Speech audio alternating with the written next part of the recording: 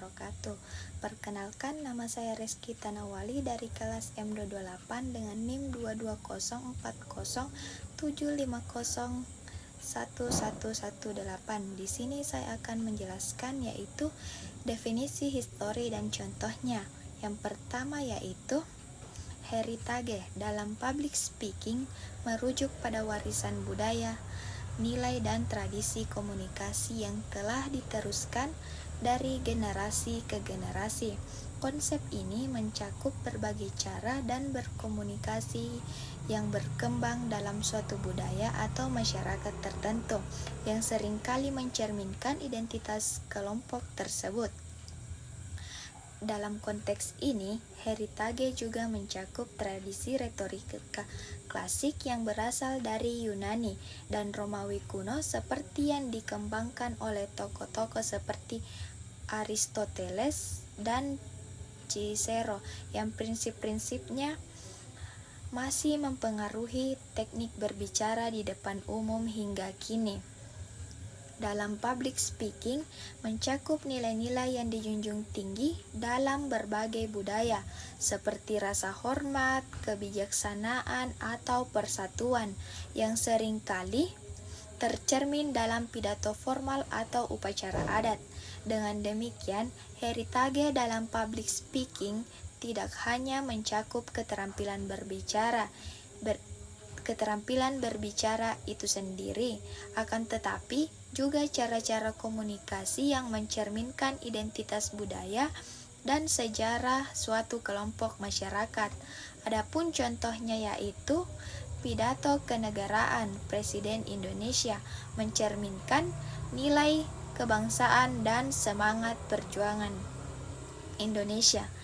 Jadi yang kedua yaitu influence. Dalam public speaking merujuk pada kemampuan seorang pembicara untuk mempengaruhi atau mengubah pendapat, perasaan, atau tindakan audiens melalui kata-kata, gaya berbicara, dan pesan yang disampaikan.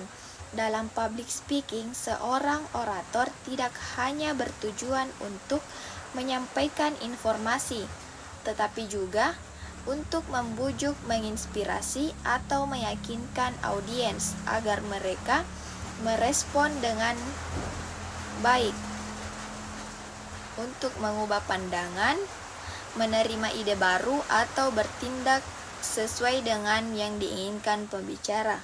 Pengaruh ini dibangun melalui berbagai teknik seperti penggunaan retorika yang efektif, penguasaan bahasa tubuh, serta pembentukan kredibilitas dan hubungan emosional dengan audiens. Seorang pembicara yang efektif tahu bagaimana memanfaatkan berbagai elemen komunikasi untuk menciptakan pengaruh yang positif, baik dalam konteks politik, bisnis, pendidikan, maupun sosial. Contohnya yaitu pidato Nelson Mandela. Dalam pidatonya, Mandela menginspirasi perubahan sosial di Afrika Selatan. Yang ketiga yaitu speech writing. Dalam public speaking adalah proses menulis pidato atau naskah yang akan disampaikan oleh seorang pembicara di depan publik. Tujuan dari speech writing adalah untuk menyusun pesan yang jelas, persuasif, dan menarik sehingga audiens dapat memahami atau terlibat dan merespon dengan baik. Proses ini melibatkan pemilihan kata yang tepat, struktur yang logis, serta gaya penyampaian yang sesuai dengan audiens dan situasi. Speech writing mencakup beberapa langkah, seperti menentukan tujuan pidato, misalnya untuk menginformasikan, menghibur, atau mempengaruhi, merancang struktur yang koheren, seperti pendahuluan, isi, dan kesimpulan, serta menambahkan elemen retorika seperti metafora, analogi, atau humor untuk menjaga perhatian audiens. Contohnya yaitu pidato pernikahan untuk mempelai pria dan wanita yang mengungkapkan rasa terima kasih, harapan, dan kebahagiaan di hari pernikahan mereka. Yang keempat yaitu teaching. Dalam public speaking merujuk pada proses menyampaikan informasi atau mengajarkan suatu topik kepada audiens dengan cara yang jelas, terstruktur, dan mudah dipahami.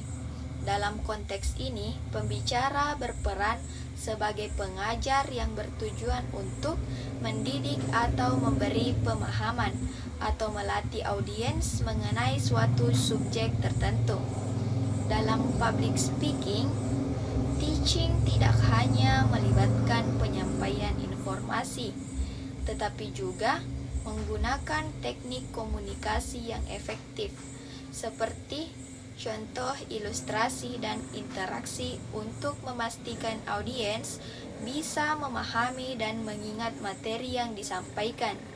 Pembicara yang mengajar biasanya menggunakan pendekatan yang memotivasi audiens untuk belajar, memberikan kesempatan untuk bertanya dan menjawab pertanyaan agar proses belajar menjadi lebih efektif dan dinamis. Contohnya yaitu seminar pendidikan. Seorang guru atau dosen menyampaikan materi pelajaran kepada siswa atau mahasiswa, mengajarkan konsep dalam matematika, sains, atau sejarah. Yang kelima yaitu oratori dalam public speaking, merujuk pada seni berbicara di depan umum dengan cara yang persuasif, bersemangat, dan efektif. Istilah ini seringkali dikaitkan dengan kemampuan untuk menyampaikan pidato yang kuat dan mengunggah yang dapat mempengaruhi atau menggerakkan audiens. Oratori biasanya melibatkan penggunaan retorika yang cerdas, penguasaan bahasa, serta ekspresi verbal dan nonverbal yang dapat mempengaruhi emosi dan pikiran audiens. Pembicara oratori biasanya mampu menyusun pidato dengan struktur yang kuat, menggunakan gaya bahasa yang kaya dan menarik, serta menguasai teknik vokal dan gestur tubuh untuk memperkuat pesan yang disampaikan. Contohnya yaitu orator terkenal dalam sejarah adalah seperti Martin Luther King dan Winston Churchill yang menggunakan kemampuan berbicara mereka untuk memotivasi dan menginspirasi audiens di momen-momen penting dalam sejarah. Yang keenam yaitu revolusi dalam public speaking, merujuk pada perubahan atau inovasi besar dalam cara berkomunikasi dengan audiens, terutama dengan penggunaan teknik-teknik baru yang lebih efektif dan relevan. Ini bisa mencakup perubahan dalam gaya penyampaian, penggunaan teknologi, atau cara menghubungkan pesan dengan audiens secara lebih mendalam. Misalnya dalam beberapa tahun terakhir muncul tren penggunaan alat visual, storytelling, atau cerita narasi, serta pendekatan yang lebih interaktif dan personal dalam berbicara di depan umum. Revolusi ini dapat dipicu oleh perkembangan media sosial, digitalisasi, atau pergeseran dalam kebutuhan dan perhatian audiens yang semakin kritis terhadap relevansi dan kedalaman materi yang disampaikan. Seorang pembicara yang mampu mengikuti revolusi ini dapat lebih sukses dalam menarik perhatian dan membuat audiens terlibat. Contoh